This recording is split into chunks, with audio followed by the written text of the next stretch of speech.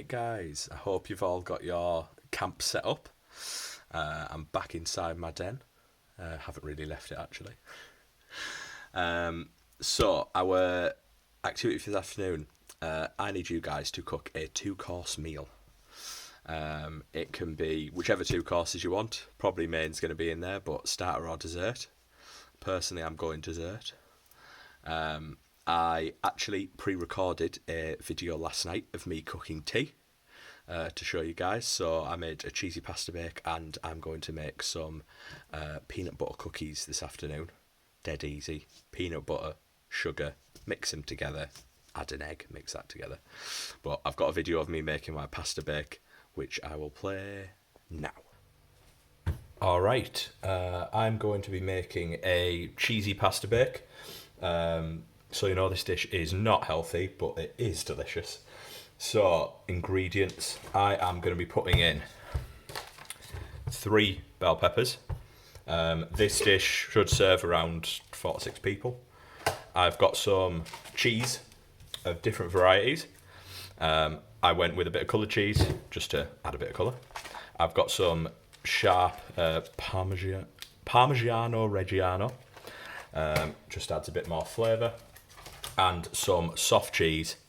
As I said, you could put 1 in if you're feeding less people. I personally put 2 in and save the rest for the next day. Also putting in some bacon when smoked, add a bit more flavour. A bit of milk to help make the cheese sauce.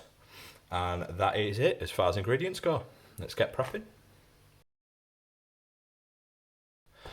Alright, first thing I actually want to do is cook off my bacon. I'm going to put them in like little pieces, but because I want to chop them up before I cook them, I'm actually going to prepare my vegetables first, as I don't want to be getting the raw meat on my cutting board and having to clean it halfway through.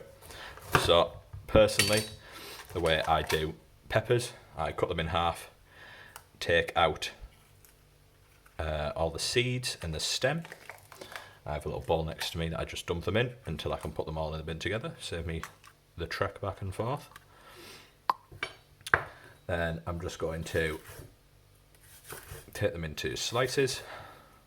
I'm just going to stack these up and chop through them so they're in nice chunks.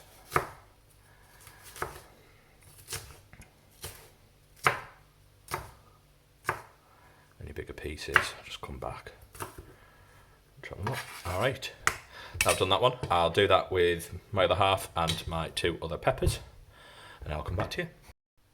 Alright, now that's all the peppers chopped up. What I'm going to do is put them in one of the dishes that I'm going to be serving this in, just to keep them out of the way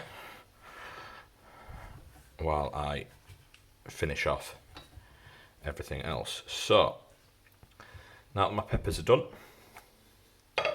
I am going to move on to the bacon. I'm going to put all 8 of these rashers in there.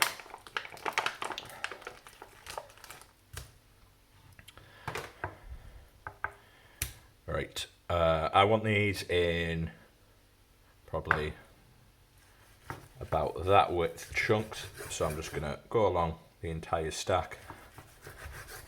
I want them decent sized pieces. Similar as we did with the peppers, I'll take a few at a time and just slice through them again, chunking them up.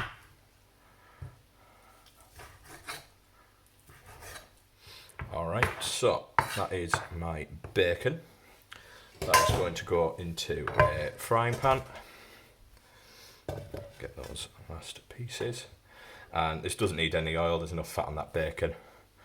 I'm going to cook those off, get them nice and crisp. Alright, my bacon is now cooked and I ran it through a colander just to get rid of the excess grease. That can just go in the same dish as my peppers for now. All of that is going to get mixed into the sauce later. Alright, now usually when making this I have my pasta and sauce cooking as I'm prepping everything else, but because I'm recording I've done it separately. So I'm going to put my pasta on now. I've gone for tortiglione. No idea if I'm saying that right. And what I've got is I've had a small amount of water in a pan, just getting to the boil. That water is nicely salted. I'm going to put this full packet in. Anything that doesn't get used in this dish, I can use tomorrow. And then I've had a kettle on the boil just to speed up the process. You're supposed to pre-boil your water when you put pasta in it, but I just prefer to do it this way. It's that little bit easier, that little bit quicker. Alright, now that the pasta's on, I can get started on the sauce. So, when I originally started doing this recipe years ago, I used to do this in the microwave. I've since shifted to doing it in a saucepan. So, I've just grabbed a spoon, start with my soft cheese. Let's crack this open. Oh, I did that terribly. And I'm just going to put all of this into the pan. Now that my cheese is in, oh, I've got a little bit on the edge of the cutting board. What I want to do, just add a small amount of milk. Doesn't need a huge amount.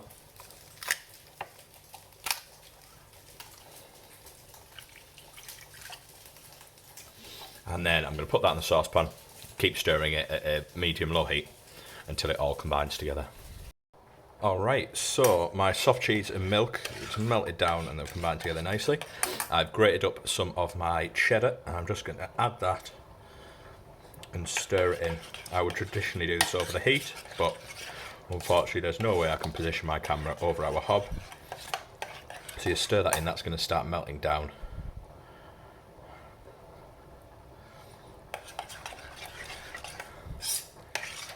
I'll keep combining that until that is all combined, obviously. Alright, so my pasta is done. You want it al dente, as the chef said. That means it's just got a little bit of bite left in it. I'm going to strain this out, and then we can mix it in with our cheese sauce and our other peppers and bacon, and then we can start baking. Alright, now that that's done, we're going to start combining. I like to put my pasta back into the pan it cooked in. That way I know there's definitely enough space for it. Ooh, lost a piece of that. And I'm going to start by mixing through my bacon and peppers. Now, you do want to do this in a large pan. As you can see, it does take up a lot of space. So, this just wants to mix through a bit, make sure it's nicely spread out. Just got my hand on the side to make sure I don't fire stuff all over the kitchen, as I am prone to do. Alright, I'm going to get my cheese sauce and I'm just going to pour this on. You can see it's super thick and gloopy, just how I want it. I'm going to add this in bit by bit, just mixing through and combining that. Now, I probably actually added way too much pasta to this. We shall see. But I'll combine the rest of this cheese sauce and then I'll be back with you guys. Alright, that is all combined nicely. Turns out I did do too much pasta, but I also did too much sauce, so we are all good. Now, what I'm going to do, I'll just move that off to the side. I am going to put my pasta into these dishes. Don't worry, that isn't dirt or anything, that is just the remnants of the peppers that were in there earlier. So, I'm just going to fill up these two dishes.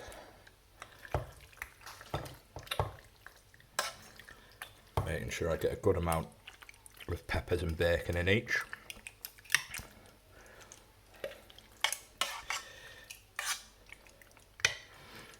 Pat them down. Make sure all in there, nice and cosy.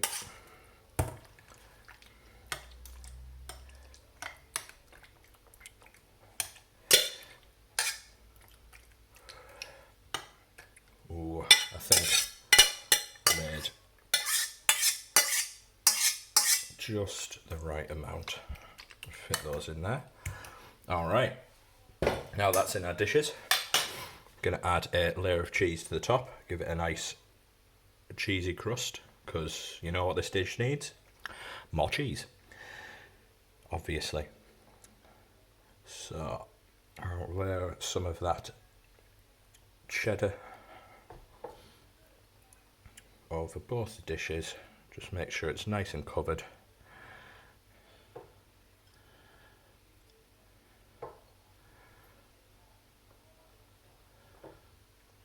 And I'm going to get a little bit of my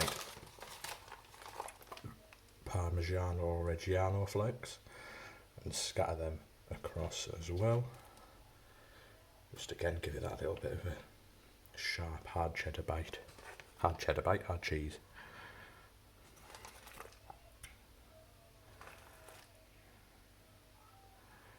Perfect.